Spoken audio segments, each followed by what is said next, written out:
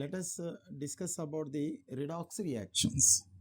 First of all, what do you mean by a redox reaction? Any reaction in which exchange of electrons take place between the reactants is called redox reaction. Next, say for example, A and B are reacting with each other to give the, let us say, C and D. In this reaction, let us say A has lost the electrons, so like this. A has lost the electrons, so A has been converted into A positively charged ion. So in this reaction, since A has lost the reaction electron, therefore this process is called as the oxidation. Therefore oxidation means any process in which loss of electrons takes place or any process in which de-electronation takes place is called oxidation. Next, if any other species gains the electrons, say for example, B is gaining the electron. If B gains the electrons, it gets converted into B minus. Therefore, any process in which gaining of electrons takes place or any process in which electronation takes place is called reduction. Next, usually which substances will lose their electrons or which substances will supply their electrons to the others. Say for example, if you observe the oxidation state of the central atoms in various molecules, say for example H2S. In H2S, the oxidation state of the sulfur is -2. Next, similarly in NH3, the oxidation state of the N is -3. Therefore, observe the oxidation state of the central atom in any molecule. If the oxidation state is least possible value, then that entire molecule will always act as the electron supplier, or that entire molecule will always loses its electrons, or that entire molecule will undergo oxidation. Therefore, the basic principle for a molecule to undergo oxidation is the central atom must have the oxidation state value as least as possible. You see here sulfur. For sulfur, least oxidation value is -2. In case of ammonia, the least oxidation state for nitrogen is -3. So therefore, in ammonia, oxidation state is -3. Therefore, ammonia will act as the electron supplier. Next, the electron supplier is also called as the reducing agent. Similarly, observe the water molecule. In water molecule, oxygen is in its least possible oxidation state. Therefore, water can also act as the electron supplier or water can also act as the reducing agent.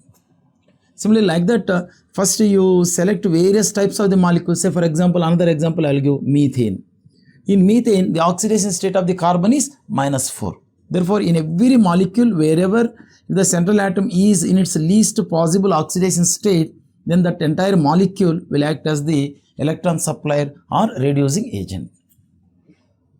Similarly, in general, which type of molecules will gain the electrons?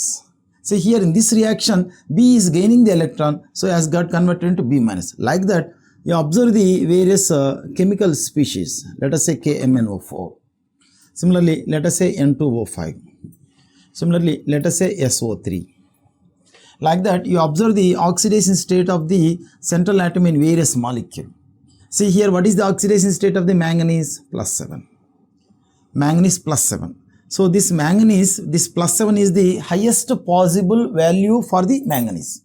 Similarly, nitrogen, what is the oxidation state here? +5. This +5 is the highest possible value for the nitrogen. Similarly, for sulfur, oxidation state is +6. For sulfur, the highest possible value is a +6. Therefore, here it is also exhibiting the +6. Similarly, XeO4, in the xenon tetraoxide, here oxidation state is +8. Therefore, when we have a set of molecules, first identify the oxidation state of the central atom in every molecule. If that oxidation state is highest possible value, then that entire molecule always act as the electron gainer or oxidizing agent. Here, if the oxidation state of the central atom is least possible value, it will act as the electron supplier or reducing agent.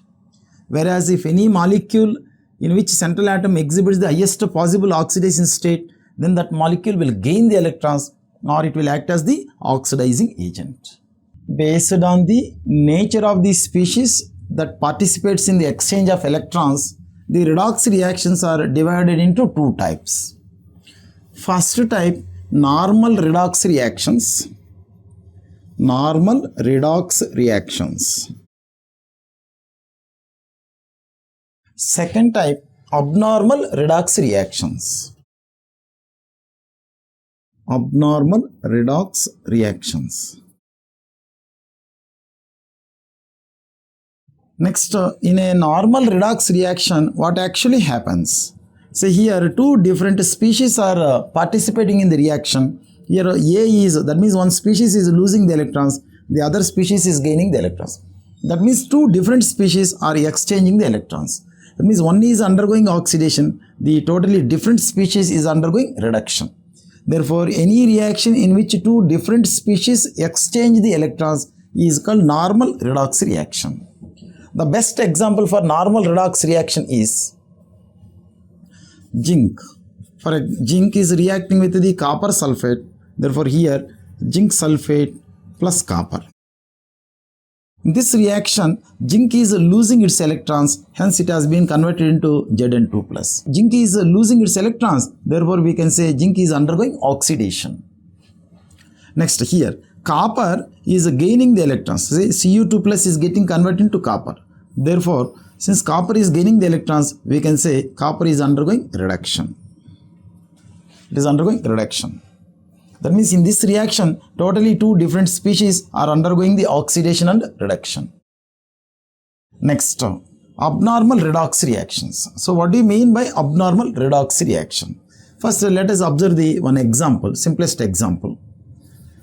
Chlorine is reacting with the sodium hydroxide and it produces the NaCl plus NaOCl plus H2O. In this reaction, before participation in the reaction, the oxidation state of the each chlorine is 0. Next here, one chlorine atom is getting converted into NaOCl. The another chlorine atom is getting converted into NaCl. Here, one chlorine atom which came here, it is exhibiting the oxidation state +1.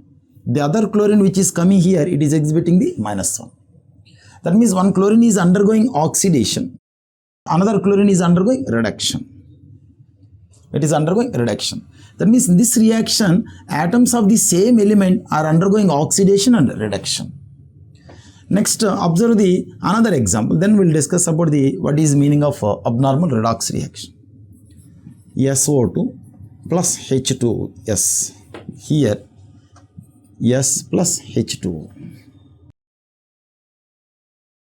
The oxidation state of the sulfur here is +4. Here -2. Here oxidation state is 0. That means here this sulfur, it is changing its oxidation state from +4 to 0. +4 to 0 means it is gaining 4 electrons. Hence we can say it is undergoing reduction. Here in this sulfur, the sulfur, it is changing its oxidation state from -2 to 0. Therefore, it is losing its electrons. We can say it is undergoing oxidation. That means in this reaction, chlorine atoms are undergoing oxidation and reduction. Here sulfur atoms are undergoing oxidation and reduction. That means in both these reactions, the atoms of the same element are undergoing oxidation as well as reduction. Therefore, in any reaction, if the atoms of the same element undergo both oxidation and reduction, then they are called abnormal redox reactions. So therefore, both these reactions are the examples for abnormal redox reactions. But the difference between these two examples is, here before reaction, the oxidation state of every chlorine is 0, but after the reaction, the oxidation state of the chlorine has become +1 and -1. That means the oxidation state is changing from 0 to different oxidation states. But here, before reaction, the oxidation state of the sulfur atoms are different, +4 and -2, but after the reaction, it has been converted into 0. That means here, the difference between these two reactions is 0 oxidation state is getting converted into plus and minus, different oxidation states.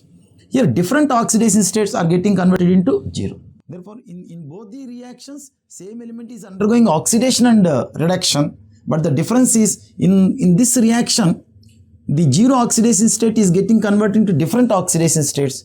Here, different oxidation states are getting converted into 0 oxidation state. Therefore, in any reaction, If the zero oxidation states converts into different oxidation states, then that is called disproportionation reaction. Disproportionation. This is disproportionation reaction. Whereas if the different oxidation states convert into zero oxidation state, that is called comproportionation. Abnormal redox reactions are two types, disproportionation and comproportionation. In the disproportionation as well as in comproportionation, same element participates in the exchange of electrons, but the difference is zero oxidation states will be converted into different oxidation states. Different oxidation states will be converted into zero. If the zero converts into different oxidation states, that is called disproportionation. If different oxidation states converts into zero, that is called comproportionation. Next, in every redox reaction, how to identify which will undergo oxidation, which will undergo reduction, which will act as the oxidizing agent, which will act as the reducing agent. So first, when a reactant is given, identify the oxidation state of the central atom. For example, KMnO4. Similarly, K2Cr2O7. Similarly, N2O5. Similarly, SO3. Here in all these molecules, first identify the oxidation state of the central atom. Here for manganese +7, for chromium +6, for nitrogen +5, for sulfur +6, similarly XeO4, here oxidation state is +8. In any molecule, if the central atom exhibits the highest possible oxidation state, then that entire molecule will always act as the electron gainer or electron oxidizing agent. It will always act as the oxidizing agent. It will always act as the oxidizing agent, oxidizing. Therefore, based on the oxidation state of the central atom, if that oxidation state happens to be highest possible value, then that can be called as the oxidizing agent. Therefore, all the molecules in which a central atom exhibits highest possible oxidation state will always act as the oxidizing agent. Next, second case. Observe the another set of molecules. Here ammonia. The oxidation state of nitrogen is -3. Similarly, H2S. The oxidation state of the sulfur here is -2. Similarly, HCl. The oxidation state of the chlorine is -1. Similarly, methane. The oxidation state of the carbon is -4. So, when we have a set of molecules, first identify the oxidation state of the central atom. If that oxidation state happens to be least possible value, then those molecules will always act as the electron suppliers or reducing agents. These molecules, they will always act as the reducing agents.